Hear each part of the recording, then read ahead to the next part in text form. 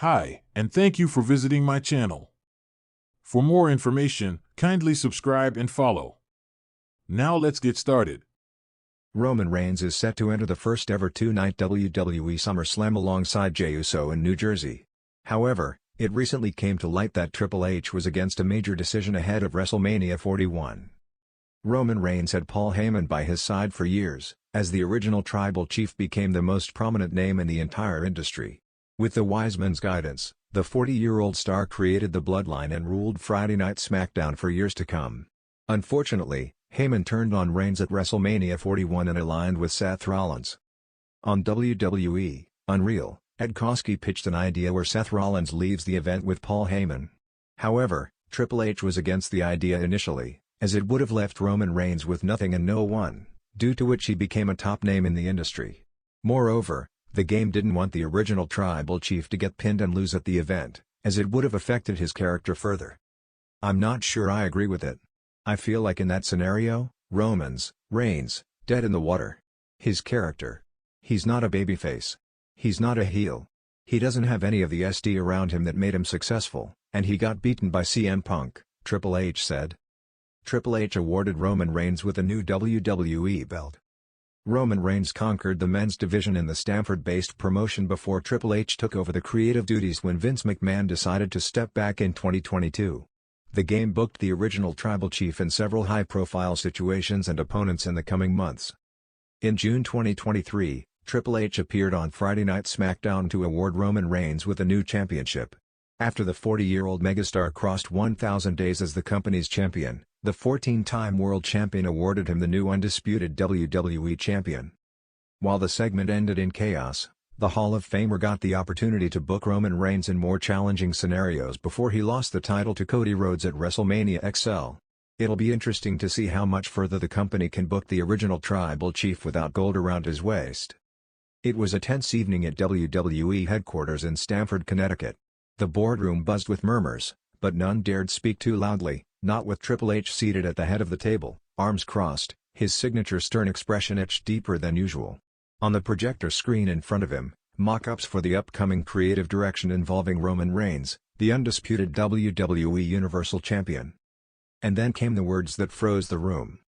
"Roman's dead in the water if we do this," Triple H said coldly, slamming his palm on the table.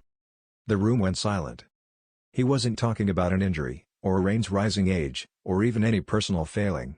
No, this was about a proposed creative decision that would see Roman Reigns lose the title in a shock squash match to a newly returning legend at SummerSlam. The pitch?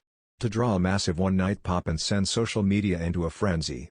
Names like Randy Orton and even The Rock were being tossed around as the ones to shock the Tribal Chief. But Triple H wasn't buying it. "Roman is the mountain. You don't just blow up the mountain because you want fireworks," he continued, eyes flickering between the stunned writers and executives. It wasn't that Triple H was against Roman losing.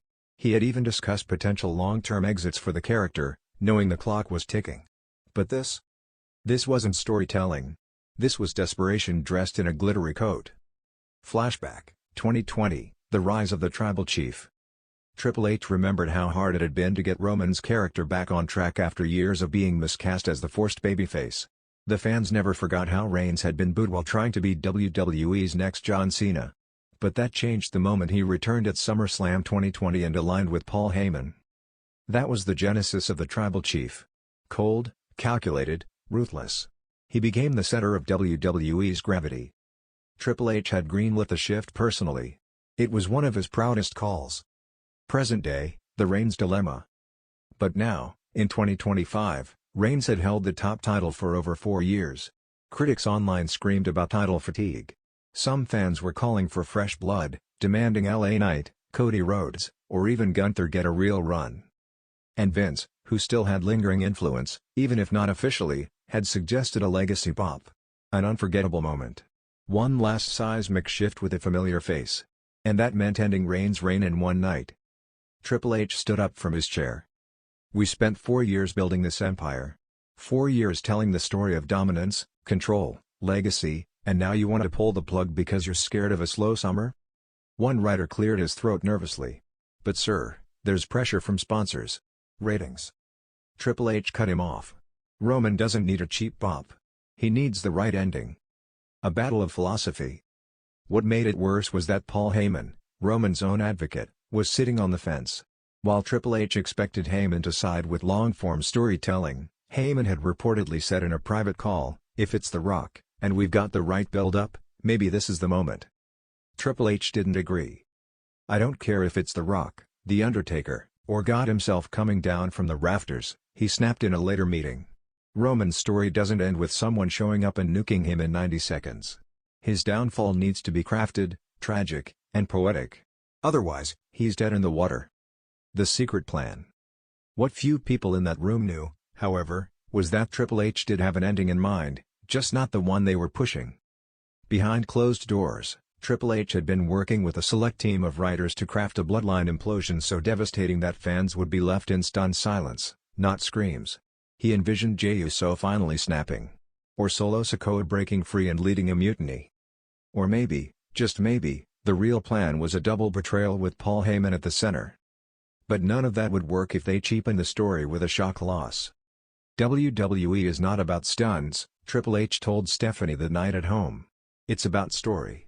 You can shock people, but if there's no emotion underneath, it's empty. I won't let Roman go out like a meme. Stephanie had smiled. She agreed. The final vote. Back in the boardroom, it all came down to a vote. Vince wasn't there in person, but his presence was looming via speakerphone. Nick Khan stayed neutral. The creative team was split. Triple H, however, made one final move. "If you want to end the longest title reign of the modern era on a 5-minute nostalgia match, that's your call," he said. "But if you do, don't expect the fans to care when the next champion walks out on Raw. Because no one follows a king who was dethroned by a circus act."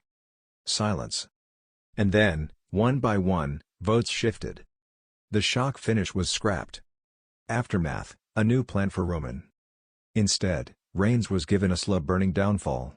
The bloodline began cracking, Jacob Fatu turned, Solo questioned his loyalty, and even Heyman grew distant. At WrestleMania 42, in front of 85,000 fans, the end finally came. Roman Reigns vs. Cody Rhodes 2. But this time, there was no cheating, no ref bumps, no outside interference. Just one crossroads. 2. 3. And it was done. Triple H watched from the gorilla position, arms folded. No slamming the table this time. Just a small nod of respect. The reign ended with tears, chills, and thunderous applause. Not because it was loud, but because it meant something. Epilogue, the legacy of that call.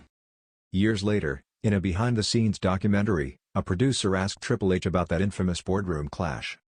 He smirked. "They wanted Roman to go out in a flash. But I've seen what happens when you burn your stars too fast," he said. Roman deserved a sunset, not an explosion. And in that moment, it became clear. Wrestling may be built on surprises, but the true legends are built on stories. And Triple H knew that better than anyone.